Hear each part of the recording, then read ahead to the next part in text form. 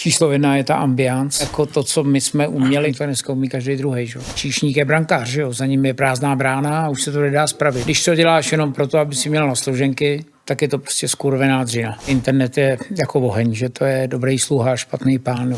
Ten vliv těch lidí, kteří se živí tím internetem, se dostal daleko za hranici jako zdravýho rozumu. Jestli to takhle půjde dál, tak ty hospody dřív než kuchaře budou schánět ajťáky. Ty jsi byl pes na to, aby ten talíř byl teplej, na který se to jídlo dává. Musí být, ne? A my jsme to nemohli odnést, jo, jak to bylo horký, jo. A to ty jste nebyli zvyklí.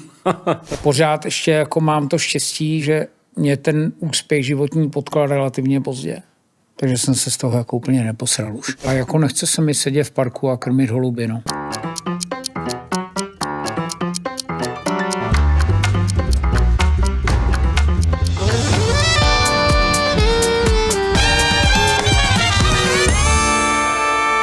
Zdeňku. Čau, Jaroslave. Čau. Po letech. Po kolika ti letech, víš to? Já bych odhadoval, já jsem končil s tebou 98. Si myslím. Ty máš paměť jak slon, takže my jsme spolupracovali v restauraci, hotelové restauraci Villa Vojta, od roku 96 do 98. Je to tak, že jo? 98 na jaře jsme odevírali Alkron, kam jsem šel, tam odsaď. Ty jsi trhnul potom do těch velkých hotelů pražských a do té Villa Vojta si přišel přímo ze zahraničí, že jo? Ne, já jsem vlastně přijel z ciziny, byl jsem chvíli, jsem dělal šéfa v pražské Renesanci, dneska je to Hilton Old Town, že jo? No a v té době, že jo, tam vládla německá klika, tak jsem hledal nějakou jinou možnost, takže padla volba na Villu Vojta. Tam jsi byl šéf kuchař, já jsem tam byl číšník. Ano. Dneska je z tebe hoteliér a já jsem furt dělník po hostinství. Ne. Klobouk dolů, co si všechno dokázal, jak si dokázal tady vybudovat tu gastronomii v této zemi a ten přerod, ta změna a vůbec tvůj přínos je neodmyslitelný. A to je jasný. Já jsem to sledoval pečlivě celých těch 30 let. Pamatuju si na hodně věcí před těma 30 lety a hodně věcí se mi pořád vrací. Jo. No, jako revoluční podle mého názoru bylo. Já jsem o tom taky samozřejmě hodně přemýšlel, protože pak jsem začal podnikat a dával jsem si to nějak do souvislostí a tak. Hodně věcí bylo revolučních, který ty tam přines, protože si požadoval tu disciplínu a řád a přístup všech těch lidí a cíl a prostě to se do tehdy moc nenosilo. To byla jedna věc. Ale nevím, jestli si na to pamatuješ, no, tak jako tehdy. No, asi jo, trochu. Jo, tak Zdeňku, první tak. Ale já dám svůj tradiční otevření svoje tady. Tak, dobrý. Máme otevřeno. No, takže 90. léta, raný kapitalismus. Český. Potkali jsme se. No. Jak na to vzpomínáš? Hele, já jsem miloval svůj job ve Villa Vojta, protože to pro mě byla taková ta romantická představa těch cizích restaurací, že to mělo tu svoji zahradu. Teď dal si na zahradě kafe. Vlastně to bylo strašně hezký místo, že jo. Přestože ta Lhotka sama o sobě není žádnej super spot, ale bylo to takový vlastně na tu dobu, to splňovalo takovej lehce ten šato, jako tu představu, jak ty hospody mají vypadat a ty hotely. Ty jsi tam zaváděl moderní mezinárodní kuchyni. Jo. S odkazem na českou kuchyni. To, co vlastně děláš teďka 20 let, tak si dělal tam už před těma 30 lety. Jo? Tak. Bylo to revoluční, lidi na to nebyli zvyklí. Jo. Bylo to revoluční. Často si utíkal do té zahrady, protože tě ty kuchaři nebo číšníci naštvali a řekl si, že se musíš uklidnit, na to si pamatuju. No, že jsi se naštval a utek si do té zahrady a pak si se vrátil po 10 minutách. No, tam musíš uklidnit, no. Jasný. Takže to bylo dobrý. No a pak si teda utek do těch hotelů dalších, do Alkronu a podobně. Kdy jsi se vlastně rozhodl, že chceš mít svou vlastní restauraci? Tak to je asi něco, co všichni kuchaři mají v sobě. Jako.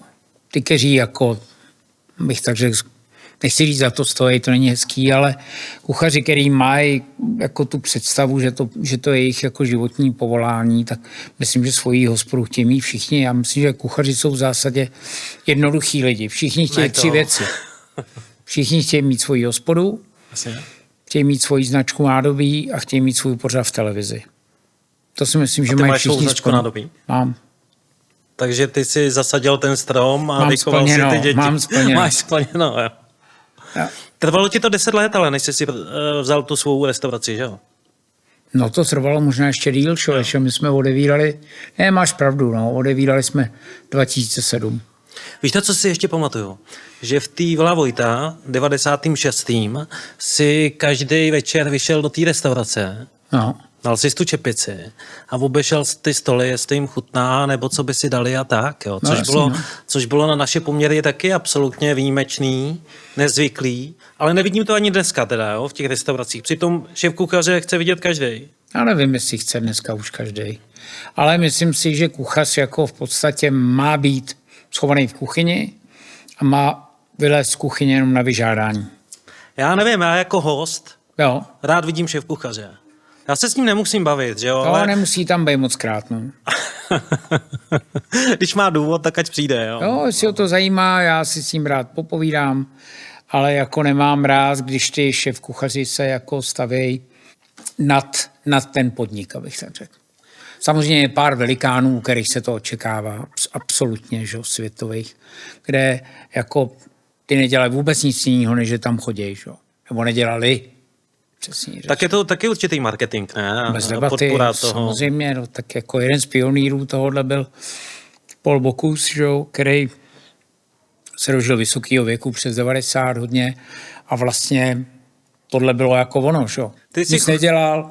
Ty jsi chodil dřív, ale i v těch svých restauracích jsem tě vždycky viděl, protože do těch tvých restauracích já chodím od začátku, od toho roku 2007, nebo když jsi to otevřel.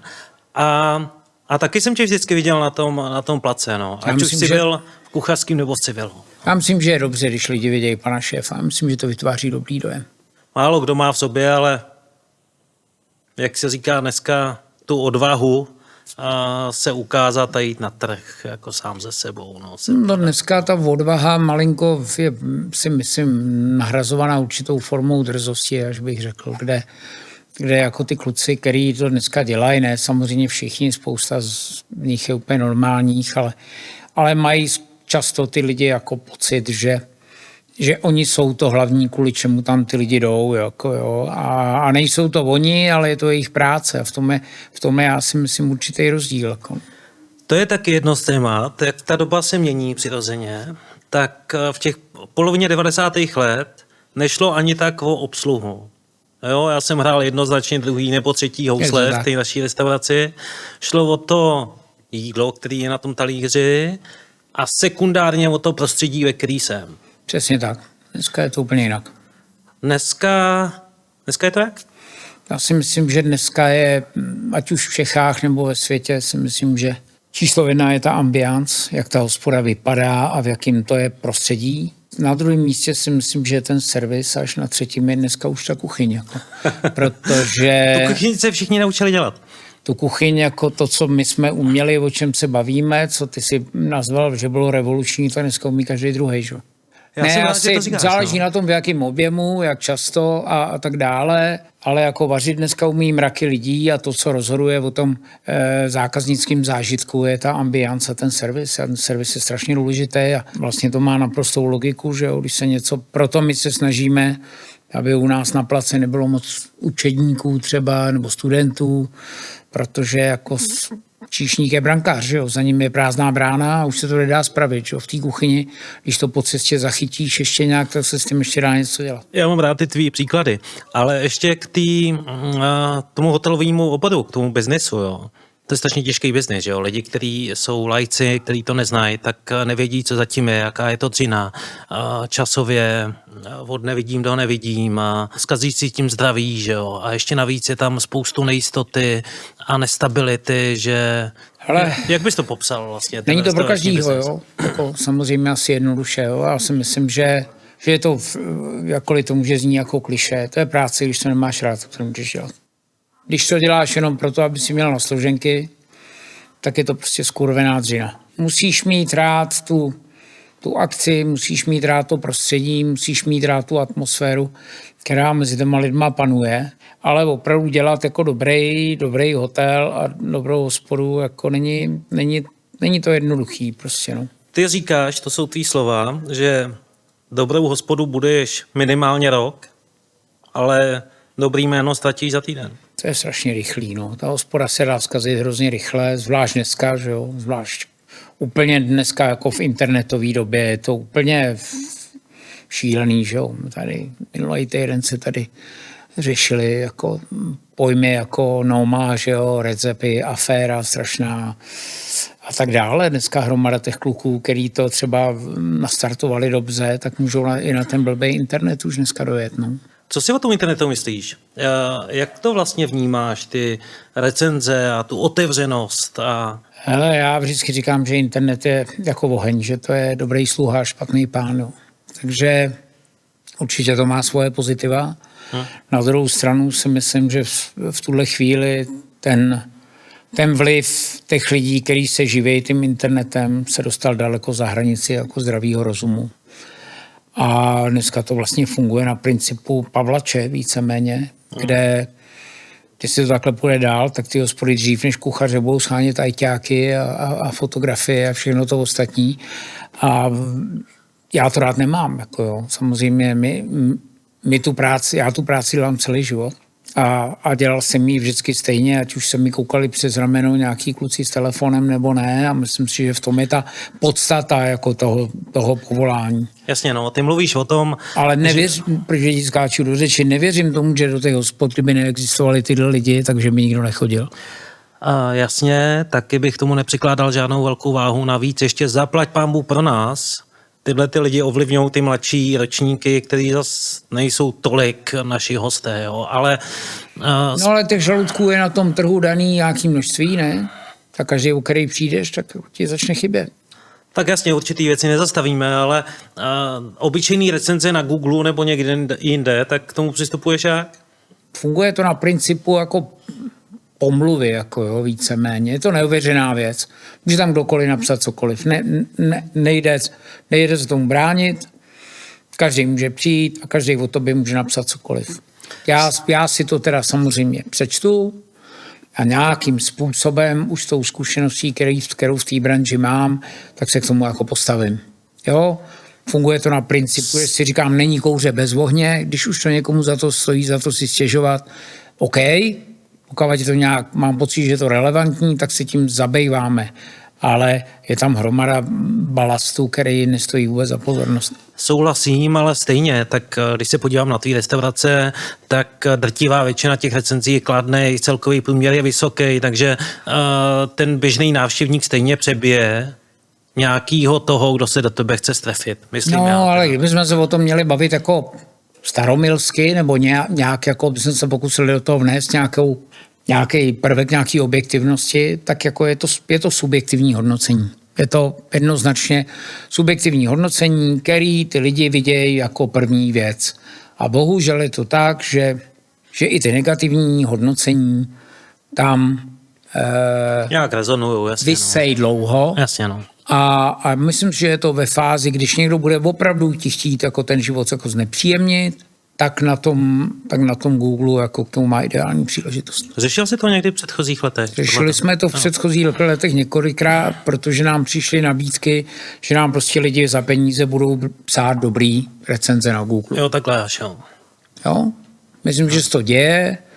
Myslím si, vím to i z minulého roku, nebo kdy jsme jako otevřeli nějakou jídelnu, kde nějaká dáma jako studentka si studenti si tímhletím přivydělávají peníze. Lidi jsou vynálezaví, no. A říká se u nich, že jsou šikovní, jo. No jasně. Já bych měl chutě zabít, ale jako budiš, no. Doba je, jaká je. Můžu ještě krátce k tomu stavu současné gastronomie. Jasně. Já teda jako zákazník vnímám napříč Evropou, jezdím na západ i na východ, ale na západě a u nás vidím podobné problémy, jo. Ta úroveň šla níž. Bez debaty. Restaurace mají málo zaměstnanců nebo se hlásí málo lidí, zavírají několik dnů v týdnu. Ano. A večer už ti nedají často najíst. Je to tak? Je to tak, myslím, že je to jedna z věcí, která se jednoznačně jako prolíná celým jako západním světem. Já to beru tak, že dneska, když jsi jako plný hotelový servis, hezký, tak musíš do Asie. Že ten zbytek už víceméně je takovej ovlivněný tím, o čem mluvíš ty, jo. Evropa ve svém socialismu vlastně soudobým už úplně ty lidi jako není schopná motivovat k práci dostatečně. Klobouk dolů, chodím do tvých restaurací a zrovna předevčírem jsem po nějaký akci se potřeboval ještě najíst pozdě večer, tak jsem přišel do tvýho Next Door a bylo po 10. hodině v neděli. Ještě si dostal najíst. Nejenom, že jsem dostal najíst, ale mile mě přivítali, žádnou pochybností, jestli jdu pozdě nebo ne. Žádný tlak na to, abych se rychle najet a vypad. Dostal jsem dobrý jídlo, dostal jsem dobrý víno, dostal jsem dobrou obsluhu, seděl jsem v hezkým prostředí, takže... No takhle, samozřejmě tohle je jedna z věcí, která je nesmírně jako důležitá. Já si myslím, že vlastně, jak jsme se o tom bavili před chviličkou, to jídlo umí každý. Dneska rozhoduje prostě ten zákaznický servis. To je ta věc, která je svým způsobem nepřenositelná a která nějakým způsobem charakterizuje tu kulturu té firmy. Tak pojď ještě táhnout. Pojď tam tak jeden. Já tady tě napadnu. No, to je krásný. Ty jdeš na ten šustermat. To je jediný, co umím. Mat ve 3 tazích, jako to je moje parketa. To jsem taky zastáncem toho starého dobrýho světa. Dokonce i ty slánky na stole jsem zastáncem. Což dneska v těch lepších restauracích se jako hrajou na něco, že ta slánka tam být nemá, že interiér nemá být žádnej. Jo. Že kuchař je génius, který ti tam dá nějaký makarony, který vypadají jako ve 22. století a do toho ti přijde číšník, který ti povídá pořád o tom, který lísteček co znamená. Co si o tom myslíš tady o těch michelinských principech a rádoby trendu? Já si myslím, že současný jako fine dining, nebo tato, řekneme, michelinská úroveň, mě to vlastně svým způsobem připomíná současnou politiku. No. Že už je to tak strašně zabalený do takový hrozný spousty toho krepového papíru, že vlastně už nevíš, co se někdo snaží říct. Jo. A mám pocit, že a ještě to s tím souvisí, že to poměrně dost jako odosobněný, takový, že to takový jako chladný, vysoce technický. Je to pravda. A já chci říct, že já nežádlím na nikoho, kdo to takhle umí udělat. Jo. Já to neumím, ale někdo to umí. Jo. Ale samozřejmě i s tím rozmachem toho internetu to nepochybně spěje k tomu, že ty kluci všichni dělají ty věci stejně. Jo. Ty taky říkáš, že každý zboží má svýho kupce, jo? Ale proč bych měl za tohleto platit 2x nebo 3x víc, než někde jinde, kde se cítím líp a kde dostanu normální jídlo, jako klasickou porci nějakýho jídla? Já myslím, že to je event. Takže tam jdeš, jako do národního taky nejdeš. Jako show, jo? Je to show. A myslím jako si, v prázdném prostředí, bez kulis, jo? Je to jakoby ego jako driven, bych řekl, jo? Poháněný tím egem toho šéf kuchaře, který to nějak vidí prostě. Jo. A když mu to lidi kupujou za pámbu, nic proti tomu, samozřejmě má to háček, že když chceš dělat něco takhle strašně výjimečného, tak sám sebe dostaneš pod obrovský tlak, aby si neudělal tu chybu. Stejně je to dočasný, ne? Druhou tyhle ty trendy dlouho nevydrží. No jasně, se něco změní. A druhá věc je ta, že dneska v restauracích téhle úrovně prakticky nikdy nedostaneš teplý jídlo. Že to všechno je takový jako vlažný. Že je to technicky tak složitý to dát na ten talíř, že jim to vychladne, než to tam složí, než tam dají všude ty lístky, ty lichořeřišnice a ty hráškový výhonky, které jsou dneska úplně na všem a všude, tak to prostě je studený. Jo. Ale teď si vzpomínám ještě na jednu věc z toho 96. Jo. Ty jsi byl pes na to, aby ten talíř byl teplej, na který se to jídlo dává. Musí být, a my jsme to nemohli odnést, jo, jak to bylo horký. Jo. A ty jste nebyli zvyklí. No, tak to byla jedna z těch věcí, které jsem si nést těch 30 let, že to takhle má být. No. Ale jako já myslím, že horký jídlo má být horký, jako se má servírovat horký jídlo na talíři, jako jednoznačně. Ale znova říkám, dneska ten svět je hodně vizuální, dneska se to všecko fotí, dneska se všichni snaží, aby to jako na tom Instagramu vypadalo co nejlíp. A co si myslíš o tom, když třeba já chci po nějakým šéfkuchaři, aby to jídlo mělo nějaký efekt, protože to ty lidi chtějí mít na tom talíři taky. Jo? Neříkám prvoplánově všechno, ale občas, že tam má něco začoudit nebo zahořet, to na tom nemusí být nic špatně, ne? Já nutně neříkám, že to je špatně, ale nesmí to být samoučelný. Že jo? Jako mě vždycky učil můj táta, že když si chceš koupit výstřední oblečení, jestli musíš ohlídat to, aby to bylo z kvalitního materiálu. Já myslím, že na tom něco jako je. A když to budu chtít přenést jako do té kuchyně, no tak samozřejmě pokud s tím chci zakouřit a bude to chutnat tak, že si z toho ustříknu do kalot, no tak ať to kouří. Pokud to má jenom kouřit a nemá to chutnat jako dobře, no tak jako to, co jde, největší restaurační zklamání je to, když to líp vypadá, než chutná, ne? No jasně, no. A dneska těch kluků, který umějí to udělat hezký na pohled, jsou mraky. A teď ta otázka zní přece v té restauraci, chtěl bych to jít znova, chtěl bych se tam na to vrátit. Je to, co jako chci. A všichni 1000 lidí, 1000 chutí, každému vyhovuje něco jiného. A já si myslím, že dneska ten super fine dining, který dělají světový jako hvězdy, tak asi nějaký opodstatnění to má. Kdyby si se mě zeptali, jestli já to vyhledávám, tak já ti řeknu, že ne, protože mně stačí dobrý 3 chody, ale jsem starý kuchařský pes, mám to jinak, než když jsme se poznali, tak jsem to měl jinak, než to mám dneska. My máme jednu věc společnou. Začínali jsme v hotelové restauraci, já provozuju hotelové restaurace a ty sice provozuješ 3 restaurace, které jsou samostatný individuální restaurace, ale 2 z nich mají za sebou ten hotel. Ano. Já jsem velký zastánce a propagátor těch hotelových restaurací, ale ne v tom smyslu těch nudných, předražených, ale běžný restaurace, která za sebou má hotel, říkám, že to je výhoda. Máme stabilní prostředí, stabilní personál, nemáme den v týdnu zavřený, poskytujeme službu brzo od rána do pozdě do večera, v těch nejluxusnějších dokonce non-stop. Já si myslím, že tam je cesta přece, kde udržet tu gastronomii na nějaký úrovni. Ale já mám samozřejmě rád hotelové restaurace. Strávil jsem tam skoro bych řekl, jestli ne úplně nejlepší, řekni nejlepší, tak skoro nejlepší kuchařský léta. Ať už to byl, já nevím, ať už to byl Marriott, Renaissance, ať už to byl nemusíš je vyjmenovávat tady tyhle ty. Ale jsme v konkurenčním prostředí. Ale já si prostě myslím, že pro mladýho kuchaře být v dobrým hotelu je výborná příležitost. Protože ty hotely, jak jsi říkal ty hotely na to mají prostě prachy. Jedna jediná nevýhoda, kterou ty hotely mají, respektive designéři hotelů mají, že staví ty pokoje a neumí ty hospody. Jo, že jim neudělají ty hospodě ten samostatný vstup, no, to je základ asi, že jo. Jako prostě prokletí, jak projít přes recepci, existuje pořád. I když ne zdaleka v takovém rozsahu, jako když jsem já v těch hotelových restauracích dělal kdysi, že, na začátku 0. jako let. Ale myslím si, že koncepty, který jsem dělal po hotelích, mi strašně moc dali všechny. A naučíš se, ten hotel si prostě může dovolit víc personálu, je to čistší práce, protože ta kuchyně je postavená nějak s nějakým standardem, že jo.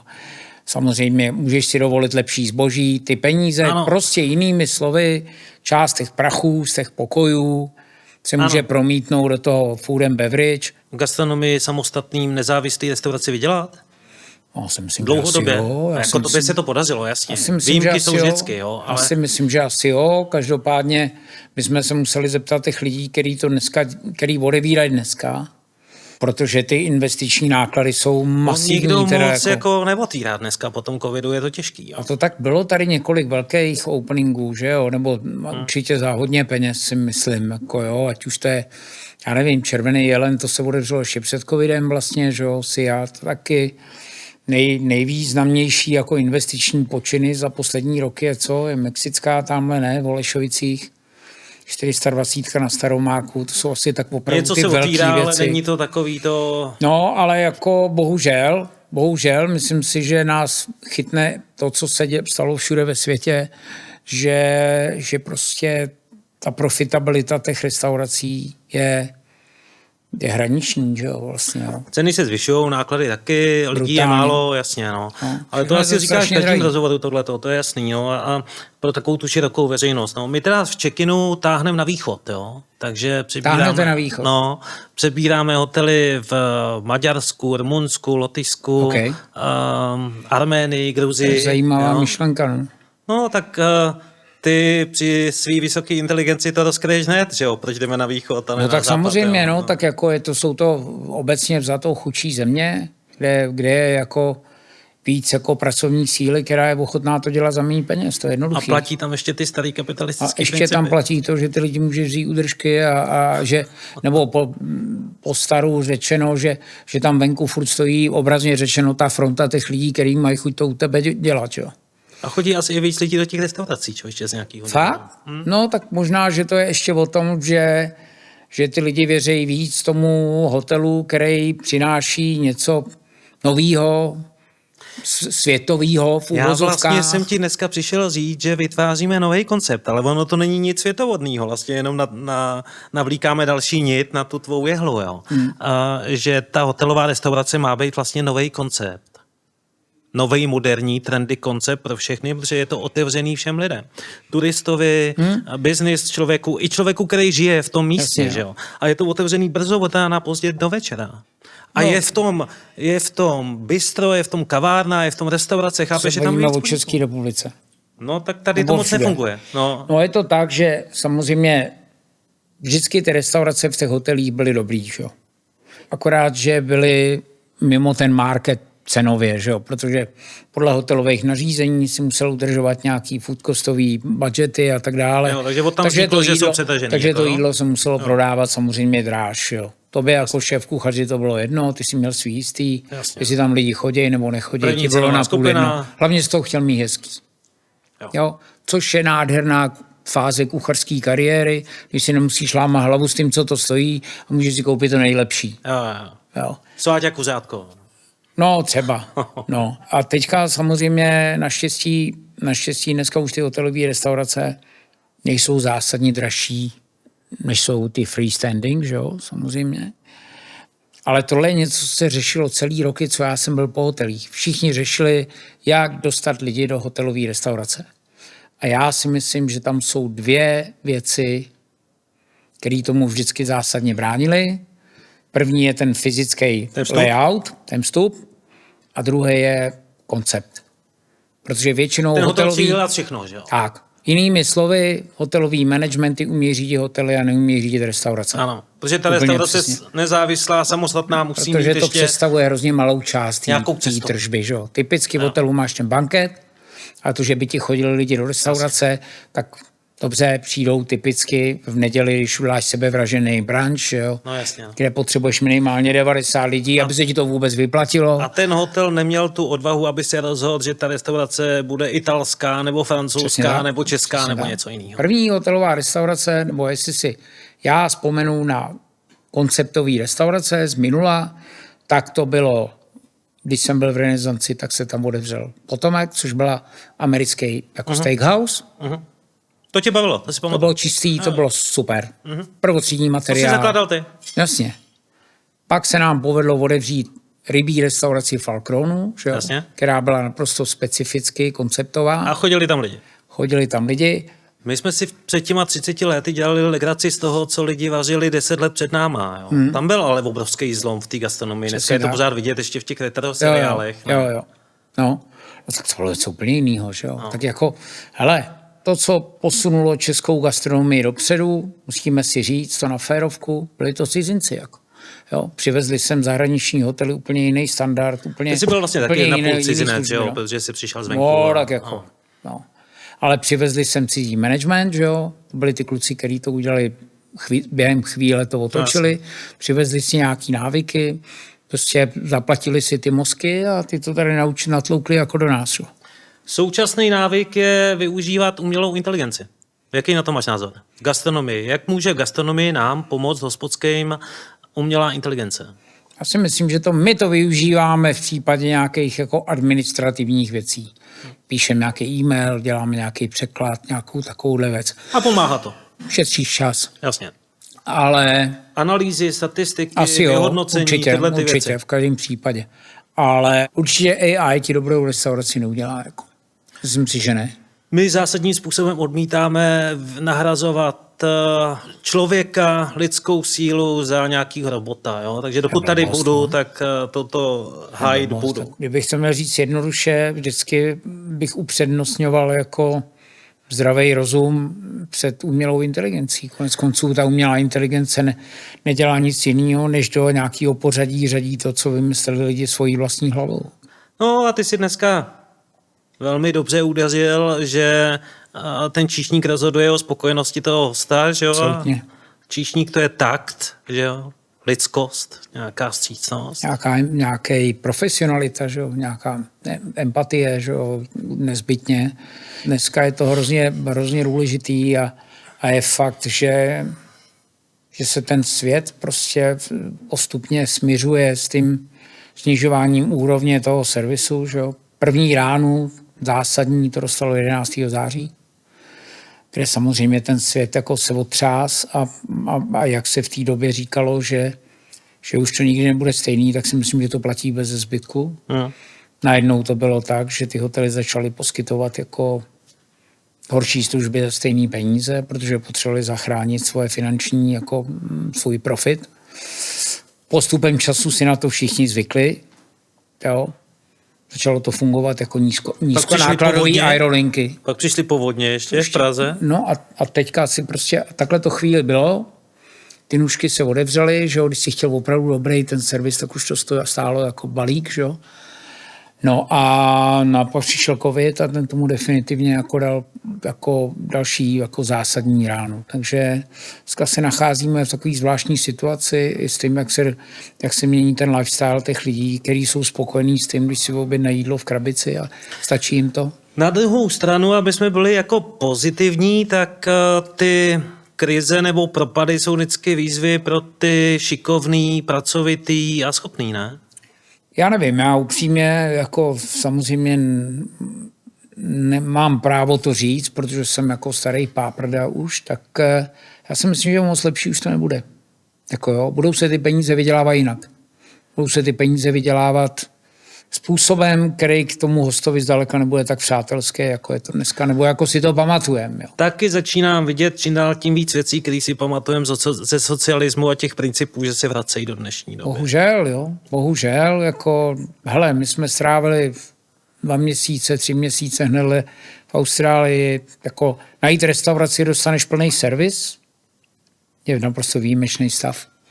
Jo, prostě dneska je to tak, že 80% toho stravování si myslím minimálně je na principu, že si to objednáš u baru, zaplatíš to tam, oni ti dají pager, ty si sednou, když to máš hotový, tak ti ten pager začne zvučet a si to vyzvedneš. Jako. Takže tímhle se krmí drtivá většina lidí tam. Jo. A najít opravdu restauraci, kde bude ten hezký, friendly servis, kde to bude mít všechno do sebe, tak je to čím dál tím těžší. Co bys dneska v hospodě povolil nebo zakázal, kdybys mohl? Povolil, zakázal. Já pamatuju ještě časy, kdy se kouřilo, takže určitě k tomu bych se nevracel. To si myslím, že dobře, že se nesmí. Pamatuju si ale taky v období, kdy jsme měli na menu v tom Potomacu, o kterém byla řeč, tak byla výzva, aby hosté upustili od používání mobilního telefonu. Jo, to byla ta doba taky, no. Jo, a když jsme byli spolu ve Villa Vojta, tak si vzpomínám, že byly ty první Včka, tyhle věci. No, oni ještě machrovali. Ještě si machrovali jako a tohle. Takže dneska si myslím, že používání mobilního telefonu zakázat to nelze. Jako, ale ta doba se vyvíjí zvláštním způsobem. Jako. Jak tě změnila sláva a úspěch? Dokážeš to nějak vyhodnotit? Asi jo, určitě. Tak já si myslím, že zaprvé člověk si na to zvykne, jako na tu slávu, jako takzvanou. A ten úspěch je samozřejmě opojná věc. Já si myslím, že to, že úspěch ti prostě dodává odvahy v tom dělat nějaké další věci. Na druhou stranu tu hodnotu toho úspěchu si uvědomuješ, nebo já uvědomuji velmi dobře. A rozhodně si o sobě nemyslím, že jsem neprůstřelný, že kdybych si otevřel restauraci jako na měsíci, že tam budou jako chodit lidi. Takže si myslím, že my jsme začínali doopravdy s málem. Jak ty vnímáš úspěch? Hele, dělá ti radost to, co máš, nebo co děláš. Určitě těma penězma se to měří nejlíp. Pak můžeme vést filozofické debaty, jestli ty peníze mají nebo nemají smysl. Podle mého názoru jednoznačně mají. Jo? Ale pořád ještě jako mám to štěstí, že mě ten úspěch životní potkal relativně pozdě. Takže jsem se z toho jako úplně neposral už.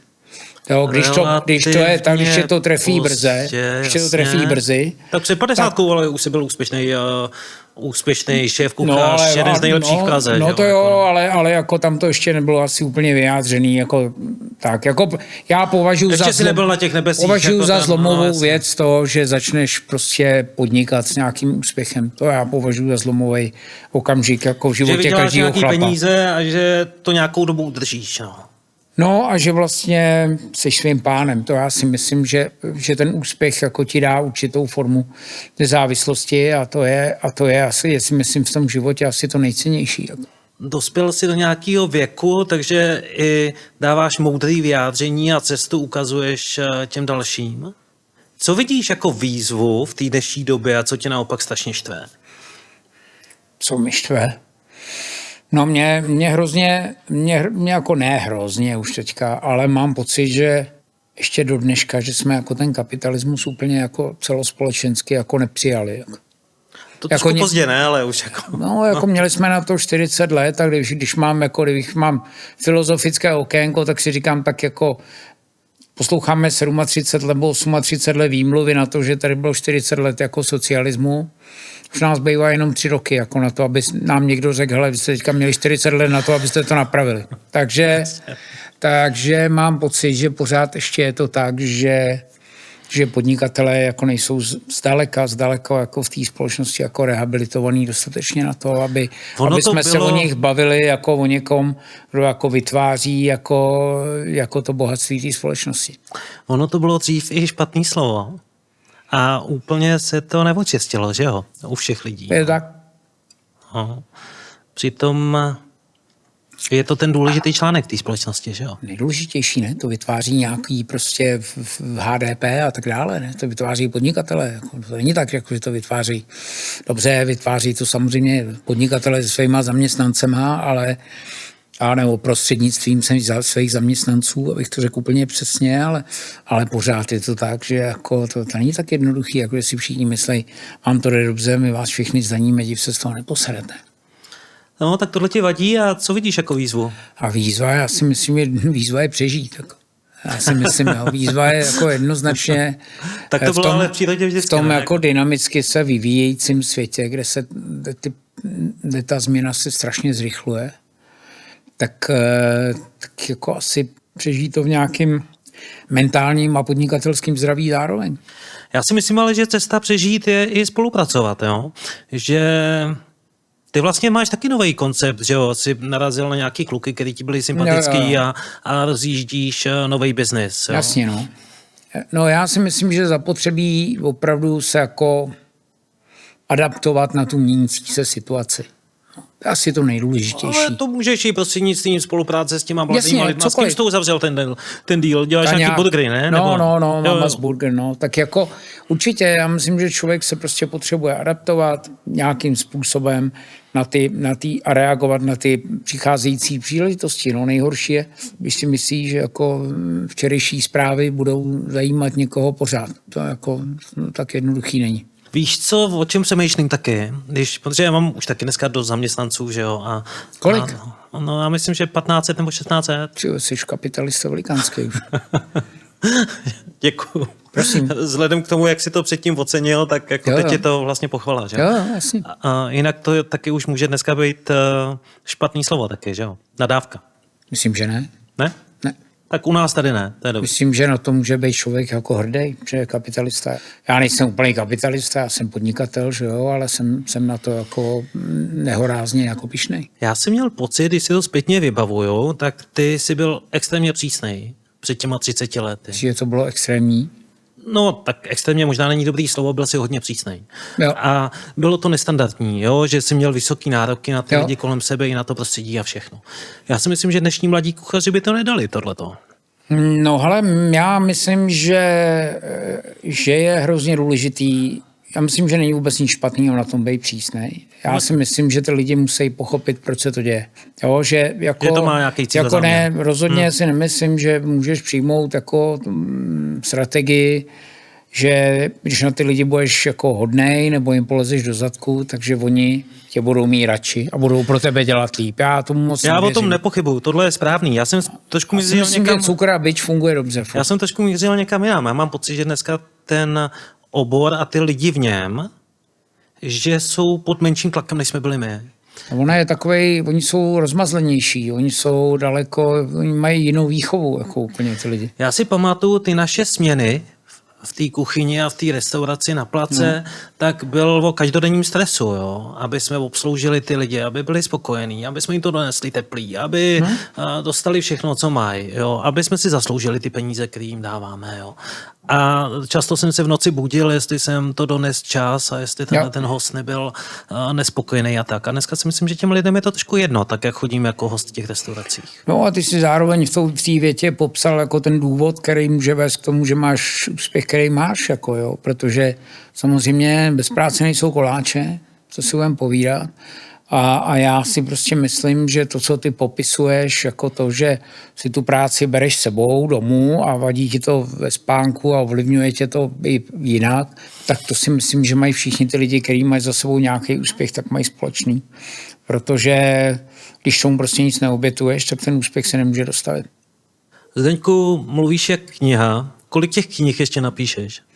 Už moc ne, člověče. Jsme zjistili, že jedna fáze mýho podnikání, která se jmenuje knižní nakladatelství nebo vydavatelství, tak ten knižní trh se natolik mění. Přesouvá se to taky do toho. Že dneska vlastně ty lidi jako nečtou.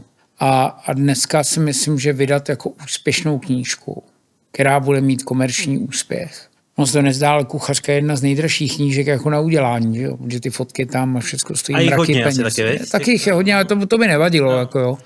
Ale udělat komerčně úspěšnou knížku je jakoby čím dál tím složitější a musíš být opravdu asi někdo, jako já nevím, Jamie Oliver, který to tam sype z rukávu a má k tomu ten tým obrovský a dělá to pro obrovský trh, že jo? Takže my jsme si hráli s myšlenkou, že nějakou z našich knížek se budeme pokoušet prodat v Číně, protože tam ten trh je veliký hodně. A kdyby si 1% lidí koupilo knížku přeloženou do čínštiny, tak by to bylo jako super kšeft.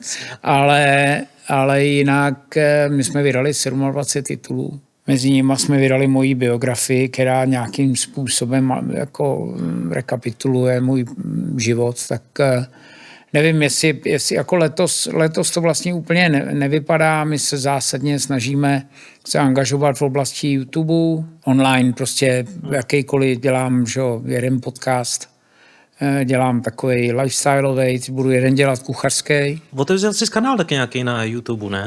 To je o čem mluvím. Teď tam budeme na Hero dělat nějaký jako školu vaření, nějaký recepty a tyhle věci. Super. Vlastně to všechno, co jsem dělával pro televizi, tak se pokusíme ještě nějakou jednodušší formu dostat na ten YouTube, který samozřejmě s nástupem té umělé inteligence, když bychom měli štěstí, tak může fungovat kdekoliv na světě vlastně. A děláš to, protože tě to pořád baví, nebo proč to děláš? Dělám to, protože to je jakoby můj život. Mám to rád a jako nechce se mi sedět v parku a krmit holuby, no. Jak dlouho budeš makat ještě? Člověče asi dlouho, dokud mě nezastaví jako asi zdraví, teda doufám, že to nebude hned, ale jako já v tuhle chvíli ty věci, které dělám, tak dělám s přiměřeným úsilím. Jsi celoživotní sportovec taky? A uvidím, jak mi to půjde. No, tak takže jako, se udržuješ kondici pořád? Že bych se nějak zase hyper udržoval v kondici, teď jsem se malem poblil, když jsem měl k nám domů na kole, ale jako, hele, to k tomu patří. Líbí se mi tvý příměry ze sportovního prostředí, protože pod tím si ty lidi vždycky to představí celkem jasně. No, ale tak on ten život je v podstatě celkem jednoduchá věc, že jo? Ty věci jsou si hodně podobný, že jo? Ta gastronomie má vlastně taky hodně společného, ať už je to ten art nebo ten sport, že jo? Musíš mít štěstí, musíš zůstat zdravý, že jo? Musíš být ve správný čas na správném místě, konec konců ten život je furt o těch věcech. Taky si pamatuju, že říkáš, že to podnikání gastronomie je sprint na maratonskou trať, která nemá konec. Jo? Něco v tomhletom smyslu je to. No. Sprintuješ, vyběhneš a pak přidáš. No. A teďka se blejsknu, teď dělám rošádu, ne? Můžu? Velmi dobře, akorát to dáváš sobě. K sobě takhle, viď? Jo. No, vidíš to. Super. No a já ti tady jebnu D5 a tím skončíme. Ať máš o čem přemýšlet. Tak jo. Zdeňku, já jsem moc rád, že jsme se potkali znova. Děkuju. Ne po letech, protože se potkáváme poměrně nějak nepravidelně. Průběžně. Děkuji ti za to, co jsi všechno pro českou gastronomii udělal. Děkuju. Je to pro nás výzva, motivace, inspirace, takže díky za to. A přeju ti hodně zdaru, zdraví, dobrý nálady a chuť pracovat ještě dlouho. Děkuju moc krát.